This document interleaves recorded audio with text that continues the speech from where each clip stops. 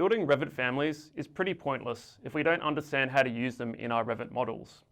In this lesson, we'll cover how you can use your family in your projects via such aspects as finding, loading, saving, reloading, and overriding your project families. We'll also introduce an important concept of family types versus instances. Let's get started. So we've reached the next part of our series. In this one, we're looking at how we're going to actually use Revit families. So we're going to specifically be looking at how we can work with them in the project so that when we begin building our own custom families, we know how we can operate with them in our project environment as well. So we've got two exercise families that we're going to use just for a little bit of context during our demonstration. Now they're very simple families because in this case, I guess the complex part is what we're doing with them. So I've kept the exercise material as simple as possible. If you don't have access to the Revit version for these, essentially you'll probably understand the concepts that I demonstrate to you, even if you can't use the families themselves, but feel free to use these families as well if they help. So in this lesson, we're going to begin just by looking at something obviously very basic, which is how to open a family file, how to load a family file, and also how to save a family file as well. We're then going to look at the family browser, so where our families are actually stored in the project environment. We'll just have a look around the browser and understand how Revit categorizes and sorts all of the families in the project. We're then going to look at how you can place family instances in your project. And we'll look at a few different methods.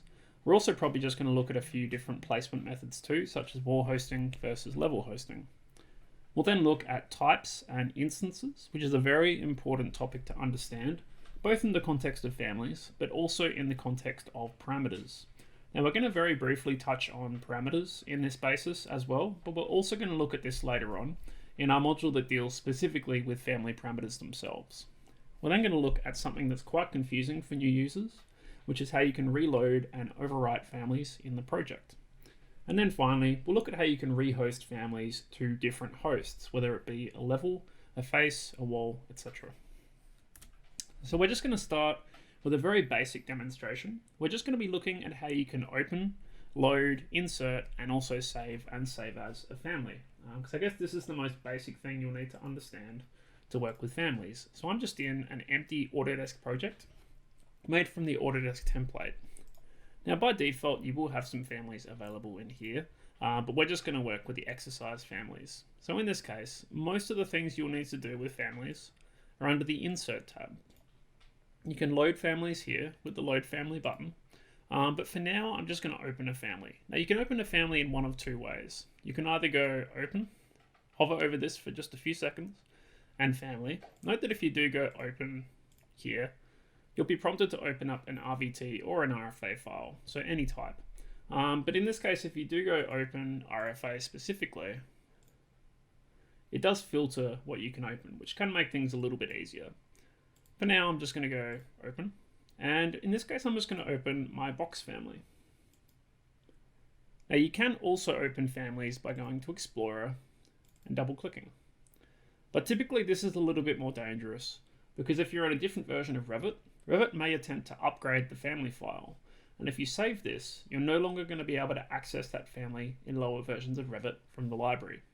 So it is typically safer to open directly from Revit instead, so you have an idea whether the file may need to be upgraded when you open it.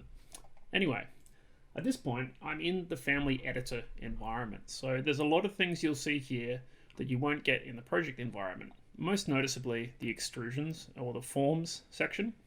Some of the model tools may be familiar, but in a different context. We have controls, we have connectors, and datums. Now datums are also in the model, but the way that we use them is going to be very different.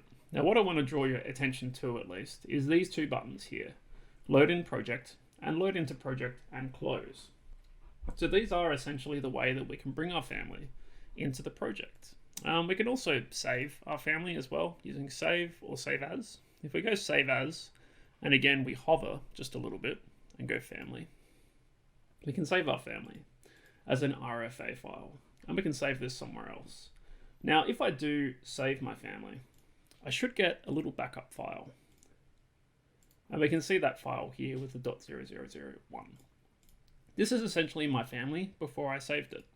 By default, Revit will save these backup files for any non-work shared Revit file.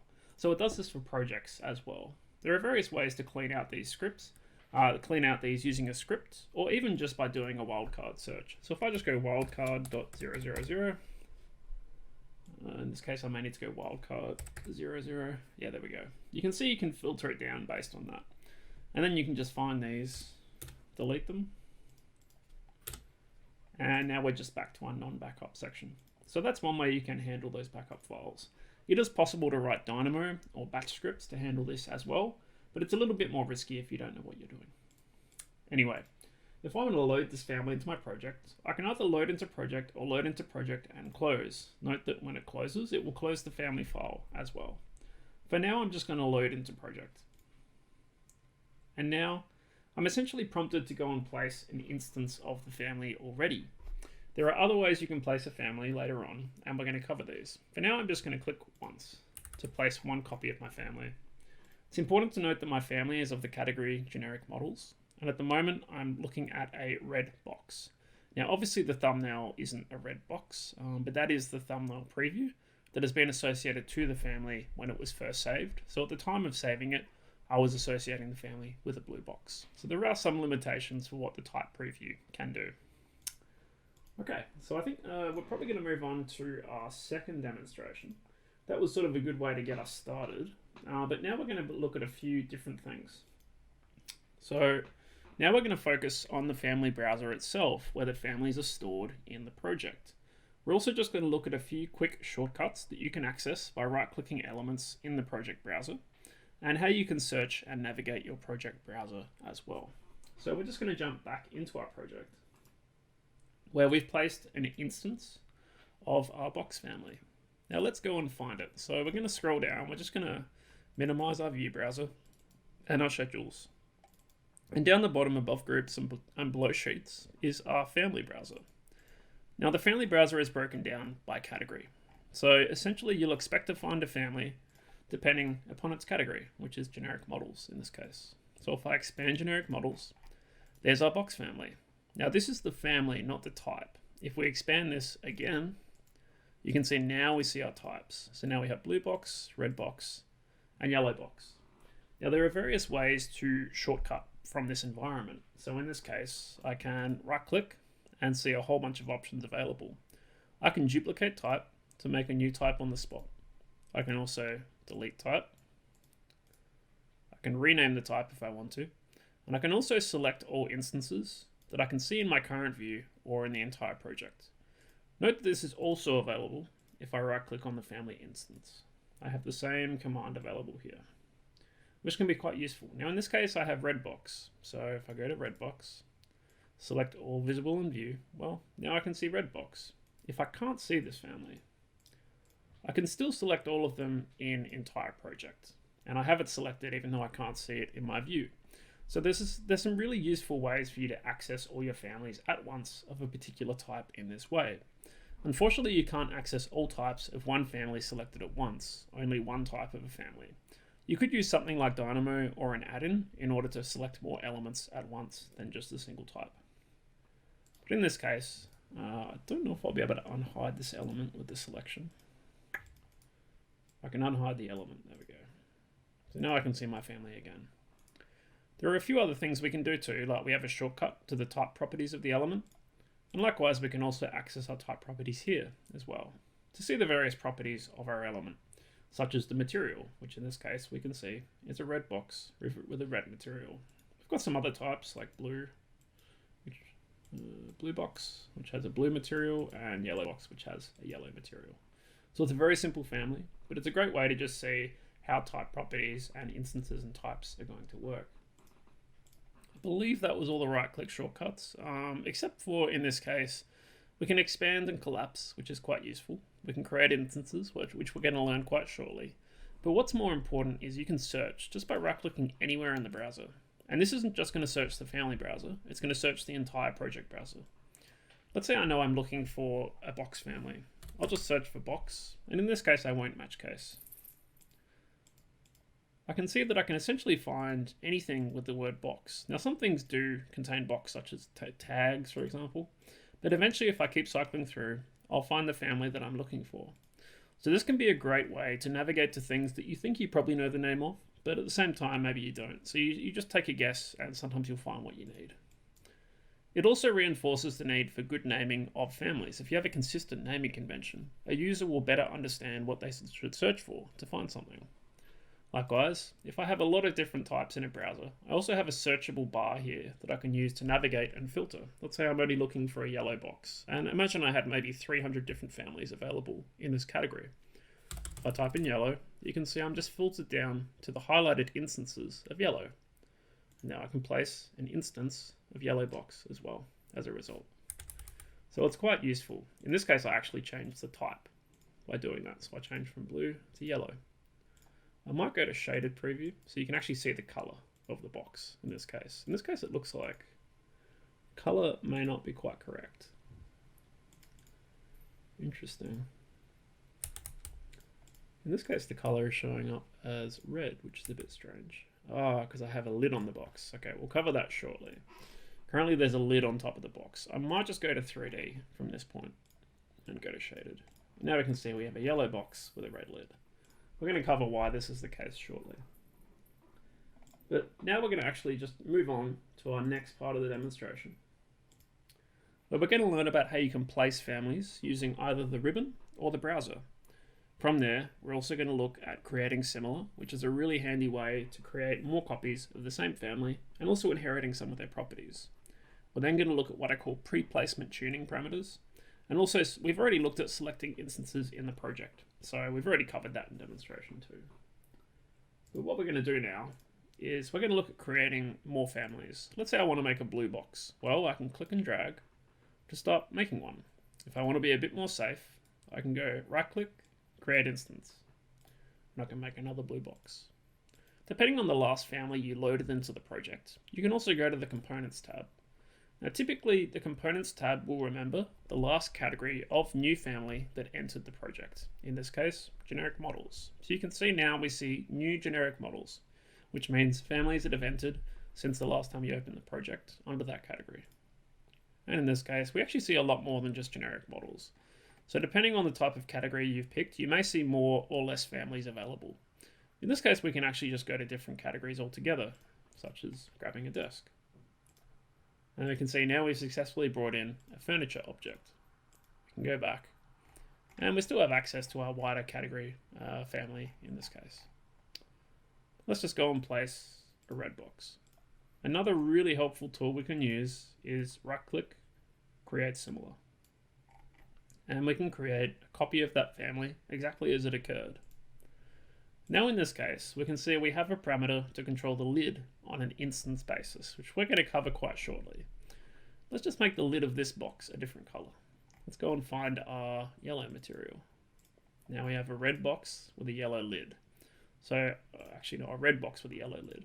So in this case, even though we've used the type for a red box, we do have instance-based flexible control over the lid material. If I create similar, you can see that it inherits that property, in this case the yellow lid. Whereas if I do this one, it inherits the red lid, because it's using the same properties of the object when it creates similar. So when it says create similar, it is creating it in an as similar manner as it possibly can. Typically it won't inherit every property, such as some of the system properties. So if I create similar on an elevated box, you can see that it reverts to a lowered box in this case. So it doesn't copy the elevation, just some of the parameters have been associated to the element, aside from some of those. So that can be quite useful to understand, but you can tune these. So what I call this is pre-placement tuning. Before you place a family, you can hold this selection, you can come over to your properties palette, and you can change the properties of what you're about to place. Let's say I want to place this at level 1, and I want to give it a blue lid. Well, before I even place it, I can go and tune these parameters. And now you can see I have a blue lid, and I nominated the level before I placed it. So you do have the option to place some of those parameters in the family before you even put the family into the project itself. So that can be really important to understand when you're creating new families. Obviously there's other ways to deal with families, such as moving them. You can click and drag, use MV shortcut, and also copy them using CO as well. There's a lot of ways you can work with them. Likewise, you can take multiple families at once, and any of their instance parameters are available to be edited. So really worth keeping those things in mind when you're dealing with family instances. Anyway, we're going to move on to use our other sample family now, because we're going to be looking at types and instances. Now, the difference between a type and an instance can be a little bit challenging to understand when you first encounter them. So usually I like to use a very simple example. So let's imagine we're dealing with a bunch of oranges, and some of the oranges are orange, some of the oranges can be grey, and they're of varying sizes. So the size isn't necessarily really something that we have absolute certainty over. It could be a range of sizes, from small up to big. So in this case, we could have infinite sizes technically, but we know we only have 2 colors, and we know we have 1 fruit. So in this case, the type is the orange, and the color is sort of like a type parameter, and the size is sort of like an instance parameter. So we can sort of deconstruct the logic of how we might make this as a family. In this case, we have our family, which is the orange. We have a radius to construct a sphere. And in this case, this could be a wide range of sizes. So in this case, we would make this an instance-based parameter to create family instances of any size. We also have in this case the color, which does vary, but only by a few types. So in this case, the most logical way to convert these into types would be to make an orange family with 2 types, an orange type and a grey type, where the material is controlled on a type basis. In this case, the size would be controlled on an instance basis. So in this case, we could have any size of orange technically between a certain range. There are ways you could set limits for that value if you wanted to, but for now we're just going to make it so it's any size. As well as that, let's just have a little bit of fun and say that there's also the chance someone took a bite out of our orange. So I'm going to add something that we're going to learn a little bit later, which is also going to be an instance-based control, just to reinforce the difference between types and instances. So we're going to learn now, using this as an example, about family types versus instances, and when you might use something as an instance or a type parameter, which we sort of already have learned just by looking at the example of a range of sizes for an object, which is usually a very common reason to make something instance-based. For a more practical example in architecture, think of it, for example, a piece of casework. Whilst all the cabinets might be type-sized, the bench itself is usually quite a flexible element. The length of the bench isn't that important, it's more the height and the material. So you might make the material and the height type-based, but the length is instance-based. Anyway, we're going to use our orange just as a very simple example in this case. So I'm going to go and open my orange family. So in this case, I have a sphere. In this case, I've used a special geometry modeling tool called a Revolve, where I revolve a shape around an axis. So I'm revolving a hemisphere around a 0 to 360 degree curve. We're going to look at how you can use revolves later on in our proper family construction tutorials. In this case, I've set up 2 types, orange and grey. So whilst the family is an orange, the types are the colour. And I can see I have a material parameter where I've made the material grey or orange. So all types, all instances of these types will retain that specific colour. In this case, I've got an instance-based radius. This radius has been associated as a constraint with the hemisphere. As well as that, I also have a boolean, or a yes-no condition, telling the orange whether it's been bitten, and then I have a formula telling the rotation angle of the revolve, whether it's been bitten or not. If it's been bitten, it stops 90 degrees short of a full revolution, so it's 3/4. We're going to learn about formulas later on as well, but here's a very basic example of how you can enact an if statement to achieve a conditional outcome. So I've got an orange, and I've got a grey orange. It's a little bit confusing having an orange that is also the colour of orange, but I thought I'd add that for a bit of fun. Anyway, we're going to load this into our project and close. I'm going to place one of my oranges, and I'm going to place another orange as well. I'll put 2 oranges down, and I'll put a grey orange. So we can see that the material parameter is associated to the type. Let's go to 3D and have a look at our oranges. Let's say we want to make one of our oranges bigger. Let's say we want this orange to be 300 in radius. Well, we can just change this on an instance basis. Now note that the original orange's size did not change. It's still 220 in radius. This is the difference between types and instances, in that an instance can inherit instance properties and form any number of scenarios without impacting all the other placed instances of that family type. It takes a little bit of getting used to, but hopefully this is a visual example that helps to make sense. Likewise, I can place more grey oranges, and I can also change the size of one of my grey oranges without impacting all the other instances of my grey oranges or my oranges. This parameter is unique to every single orange that I place. Likewise, there are other instance properties, such as the elevation of the orange, which won't affect any other copies, which is an ideal thing because if you have an object in a model, you're going to want to place that at a variety of heights. Think of, say, a general power outlet. That could occur at many different heights in a project. Likewise, I made the parameter for whether the orange has been bitten. And now I can see that I can bite into my oranges without impacting the other ones, because this is also really an instance-based condition. The bite doesn't really relate to the overall definition of the orange itself, only the color and the fact it's an orange. Likewise, I can select multiple instances of the same family and impact their conditions together. As long as they have common parameters with the same name or the same shared parameter definition, I can manipulate them in batch. Likewise, I can override their radius together. And you can see that then I can revert them to particular sizes. Likewise, I could do a select all instances visible in view. Let's say we don't want to bite this orange, we want to make these 300. Likewise, I can do select all instances in view. Note that it's only picking the type, in this case the grey oranges, so it's not picking the oranges, and I can turn off the bite. So hopefully this helps demonstrate the difference between types and instances, but I do recommend that you play with this family and other ones to really grasp the concept of type and instance. To help you understand type and instance, I've also set up the parameter for the lid in this box to an instance parameter, but the material for the box itself as a type parameter, just to help you really tell the difference between an instance and a type controlled element in a family. In this case, note that there is no size present in this box right now, but we are going to learn about this pretty shortly and how we can overwrite and update the geometry of our families. So we're now going to look at how we can update family data and also update family geometry. We're then going to look at how we can reload these families once they've changed and overwrite them. We're going to look at 2 ways in which you can overwrite families as well. And then we're going to look at the best practice for updating families in our project, because there are better ways and worse ways of doing it.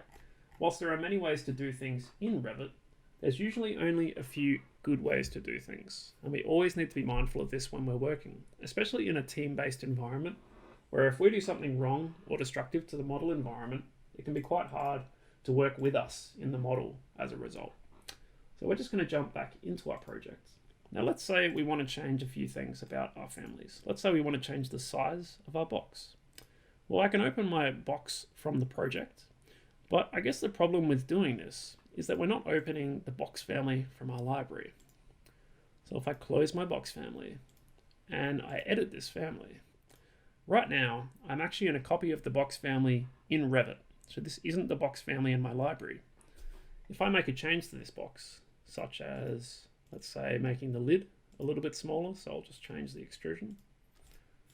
Now if I save, we get a message saying that this file already exists. Do you want to replace the existing file? Revit is essentially asking us that we want to overwrite that copy of that family in our family library outside the model. Now typically we wouldn't want to do this. There's many reasons why you wouldn't. One of the main ones is that sometimes these families might be used by many projects at the same time. And typically you shouldn't be updating these families because they may have an adverse impact on other projects using this family. Instead, typically you'd rename the family and save it to your project folder instead, so that it becomes a special copy of the family just for your project without impacting the other ones. Very critical in a large scale company. So do keep that in mind. Typically a better practice is to find the origin family and to open that instead. So what I'm going to do is open my original box family. In this case, we can see that we have the box family, but now I'm in the library's version. So at the moment, this has no connection to my project box. You can see I just successfully saved it, and I've made a backup file. But I'm working in the library copy, which is really important. So now let's make that lid a little bit smaller, like we wanted to. And how about we also We get a little bit creative when we say that every box is blue, regardless of its type name. Okay, I'm going to save. Now, if I just load into project but keep my family open, we get two options when we try to reload our family. Revit recognizes that our family has changed, and we're trying to reload it over the top of the existing one. So it gives us two options. We can overwrite the existing family in the project, or we can also overwrite the existing family and also its parameter values. So what does that mean? Well, we just changed two things in our family. The first thing we did is we changed the geometry of our family. The geometry is in no way tied to the parameters in the family. The parameters in this case is really just the material parameters associated on a type and an instance basis to the lid and the box. The second option is prompting us to actually update these values as well. For now, let's just pick the first option and see what happens. Well, all of our box lids updated, but notice that none of our parameters updated. All our boxes are still using their original material that was associated. Now this can be a really handy reloading method if you've made a lot of project-based changes to the properties of elements in your project, and you know for a fact you don't want to update with the library's version. Now typically this isn't the best practice. Typically you should be trying to maintain your family in your library in tandem with your project, but this isn't always possible, especially if you make new sizes in your project. Anyway, what we'll do instead is just undo that, go back to our box family. I'm going to load in again. Now this time I'm going to pick add its parameter values. And as you'd expect, it also finds all the parameters in the boxes that have changed, in this case, the material. So we can see that there are quite a few different ways you can update the properties of a family. Let's look at something a little bit different. If I go to my orange, we can also go to the type properties. Let's say we want to change our radius to a type-based aspect of the fruit. Well, to do this, I'd modify the parameter, and we're going to learn about this a little bit more later as well. Make it a type parameter. Now we'll see that little default is gone. Now at the moment, we've changed the parameter, but we haven't changed its value. So what do you think is going to happen? Well, it's a little bit different in this case. What happens if I load into project? And in this case, notice that sometimes when you load into project, it doesn't just give you the project as an option. It gives you every possible Revit file you have open to load it into. So I could technically load my orange into my box. Now I don't want to do that right now, but we are going to learn about what this does later on. Essentially creates what we call family nesting, but we're not going to do that for now. I'm going to load it into my project. Now technically we haven't changed any of our parameter values, but we have changed the nature of one of our parameters. Well, if we just overwrite the existing version, we'll see what happens. Well, look what happened. In this case, it did still update the parameter for all the oranges on a type basis. And now all the oranges are always associated to this radius parameter regardless. So in this case, we can see our orange and our gray oranges are both associated to that field. So you can see that by reloading with various changes occurring in your family, you get different outcomes. It's very important to understand that difference when you're updating families. Okay, so probably the last thing we're going to be looking at in this particular lesson, which will sort of round off our basic understanding of working with families, is we're going to look at just rehosting elements. Now in this case, we're going to look at rehosting level-based families and wall-based families, and also doing batch rehosting.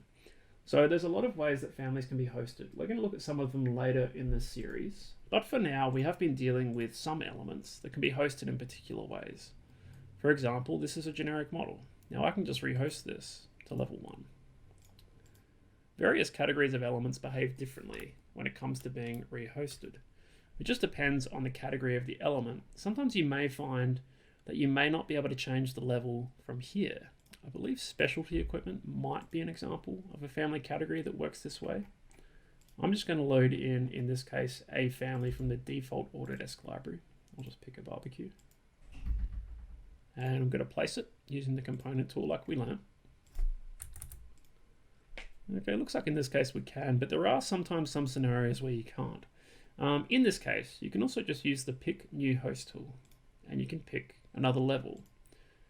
Now, obviously, you're going to have to be able to see that level in a view, so you wouldn't be able to do this in a floor plan. You'd have to do it in a section or a 3D view.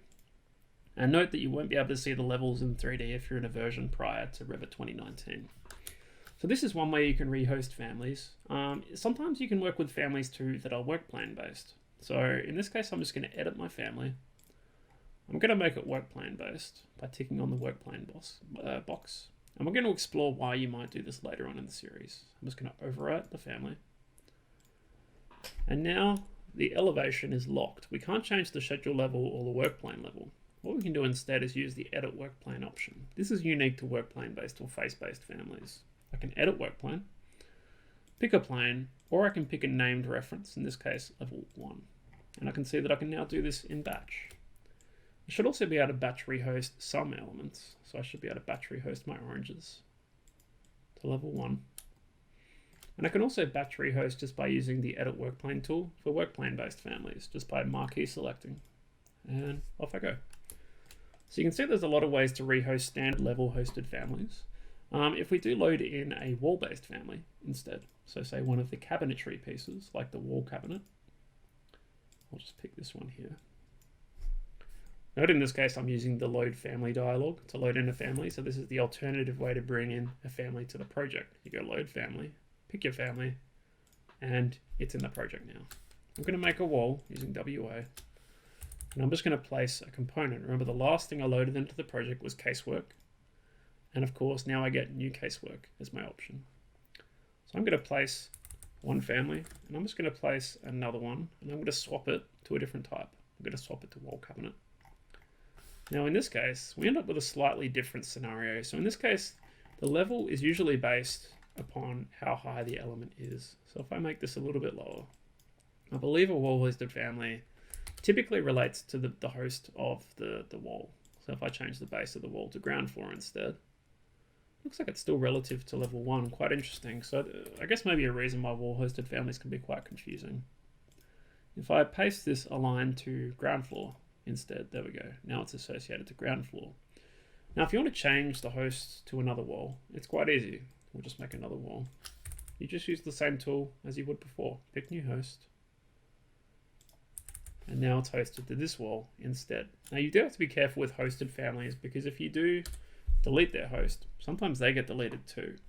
So maybe another reason why you have to be really careful if you choose to use a hosted family. We're going to be looking at various types of hosted families later in the series, but as a rule of thumb, I tend to avoid them unless I know exactly how I'm hosting the element, and I do it in a very particular, consistent manner. Anyway, we're going to be moving on in our course now, and we're going to learn just about how we can organize our families, because we know how to use families now, but we don't really know how to sort them or store them or name them. And once we know this, we'll finally be ready to go and actually start building our very own families and learn how we can build them to sort in our own library as well. So I look forward to seeing you in the next lesson, where we're going to look at managing a Revit family library.